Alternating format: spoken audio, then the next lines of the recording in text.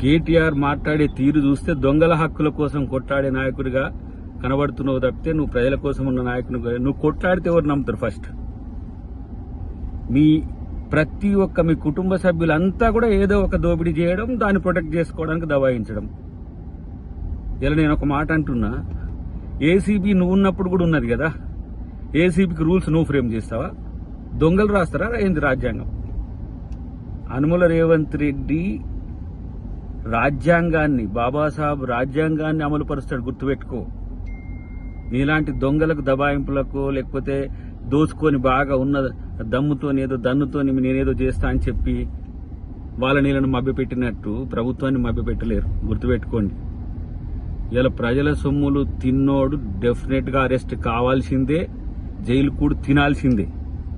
మిమ్మల్ని ప్రజల కోసం కొట్లాడమని, ప్రజల కోసం ప్రభుత్వాన్ని నడపమని చెప్తే వీళ్ళ ప్రజల సొమ్మునే దోచుకొని ఇలా ప్రభుత్వాన్ని దబాయిస్తున్నారు, అధికారులను దబాయిస్తున్నారు, ముఖ్యమంత్రిని దబాయిస్తున్నారు. మీ దబాయింపులు దేనికి? మిమ్మల్ని రక్షించుకోవడానికి. మీ వల్ల ఒక్కరికి లాభం లేదు.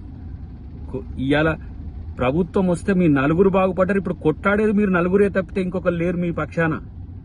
ఎవరో ఒకళ్ళిద్దరు ఆలీలను పెట్టుకుని ప్రెస్ మీట్లు పెడుతుంటారు అంతే తప్పితే మీ కొరకు జనం ఆలోచిస్తలే, జనంలో మీరు లేరు, జనం మిమ్మల్ని పట్టించుకోవట్లేరు అనే విషయాన్ని ఆలోచిస్తే మంచిదని చెప్పి హితవు.